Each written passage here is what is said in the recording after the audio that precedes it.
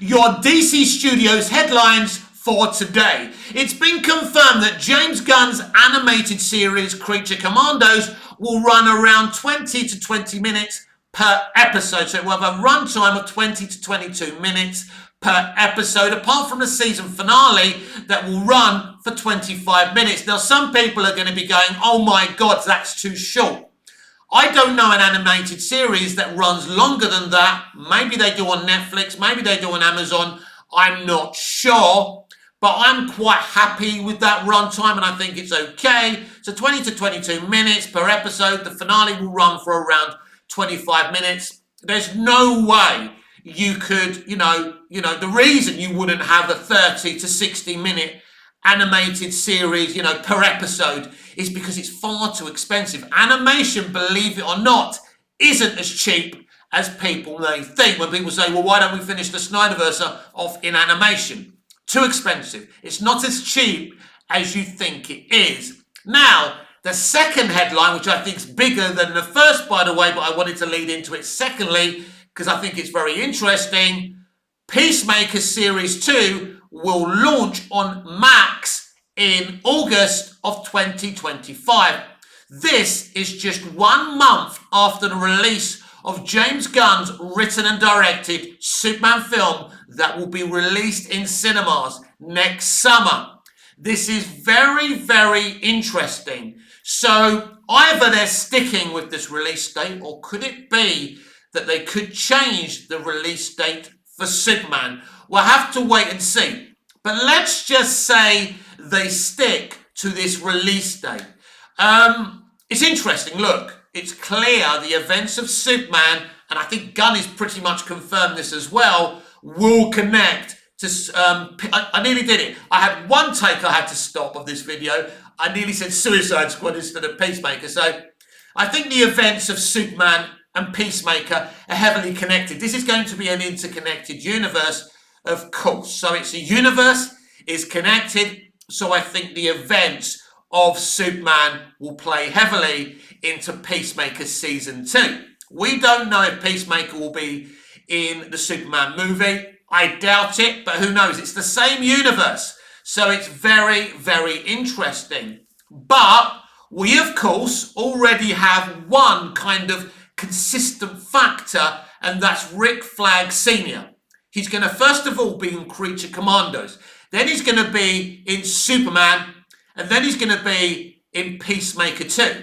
So he's the thread that connects the early part of DCU, and to me that's very, very interesting. I love the casting. I love that the character's going to be involved. So I think he's going to be a nefarious, mysterious character in Creature Commandos. Then I think maybe he's not going to be the bad character, the villain of the whole story. We're all kind of assuming that he wants revenge on Peacemaker for Peacemaker killing his son, Rick Flag Jr., in the Suicide Squad.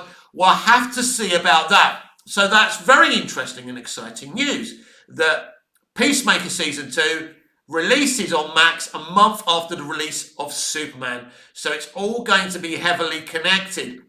And it's also very interesting because by the time Peacemaker Series 2 is released, we will know how James Gunn's Superman did at the box office. Will it be a huge hit, or will it be a flop, or will it be an underwhelming box office? We simply don't know. I've given you my predictions. I think the best they can hope for is 500 million to 700 million. I think 700 million is a big win for them because, as I said before, I don't think this is a huge box office. No, let me say that again. I don't think this movie has a huge budget. So I think 500 to 700 million is perfectly fine. Some people will say if it's not a billion, that it's not a hit. It's a billion or bust. I don't agree. I don't think they spent anywhere near Man of Steel or the budget for Superman Returns for this film. I'd be surprised if they even spent around 150 million on this movie. And I think even when you look at the costumes, it's very interesting, isn't it? Because the costumes at this moment look very, very cheap. Will they be the type of costumes that have a lot of CG added to them? Now, we know in Man of Steel that, for example, I think the cape in Man of Steel was CGI, I think.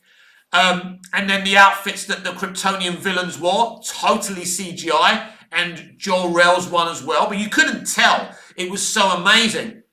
I think James Gunn is a big fan of more practical effects than CGI whenever you can do it.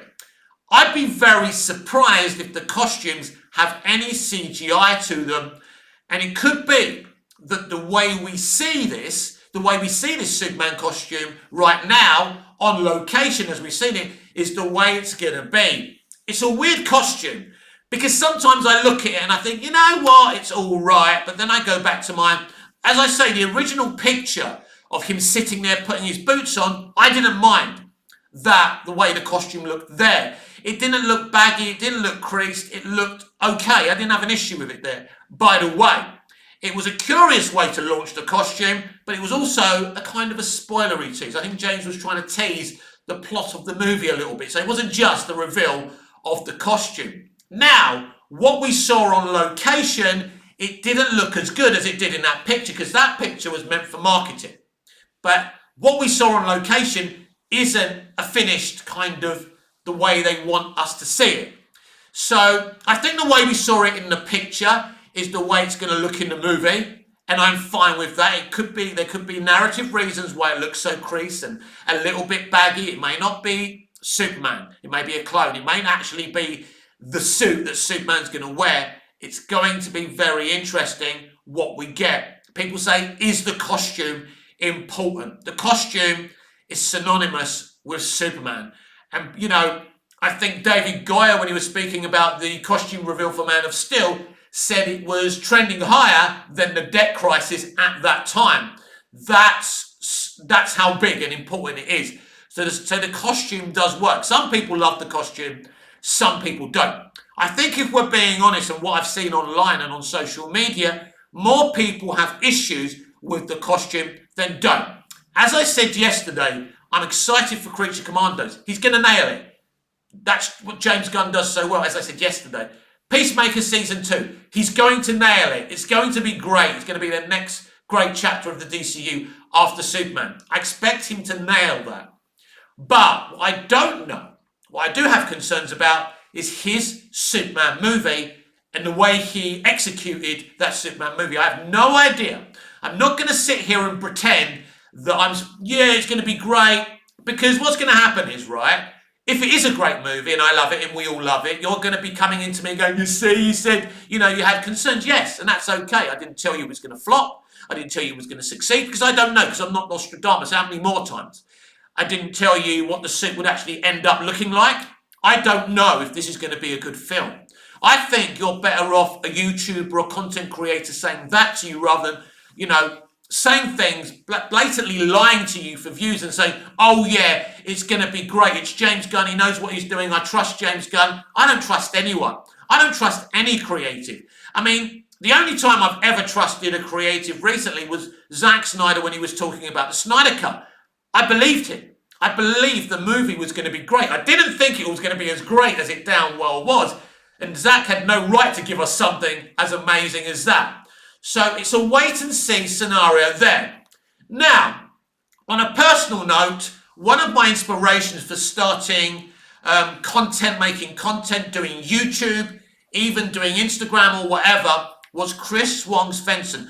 Chris Wong-Svensson is the founder of Ping Pong Flix, a YouTube channel. Every day he used to talk about the DCEU, the Snyderverse. He used to talk about Man of Steel, Batman versus Superman. Like me, he fought on his platform. He used his platform to fight for the release of the Snyder Cut. He's one of the major reasons that happened. Now, a while back, he kind of retired and stopped making content about DC. I don't know why. I don't know if he was being bullied. Very sad, because he comes across as a very nice, friendly guy. And as I say, he's one of many people who inspired me to start doing content, and I love Chris to bits. And yesterday I realized he recently made a video on YouTube about his thoughts and feelings reacting to David Corenswep's Superman costume. And I thought what he had to say was very constructive and interesting. So welcome back, Chris. You are always welcome on my platform, and I mean it. I can't pay you, but I'd love us to have a chinwag either on social media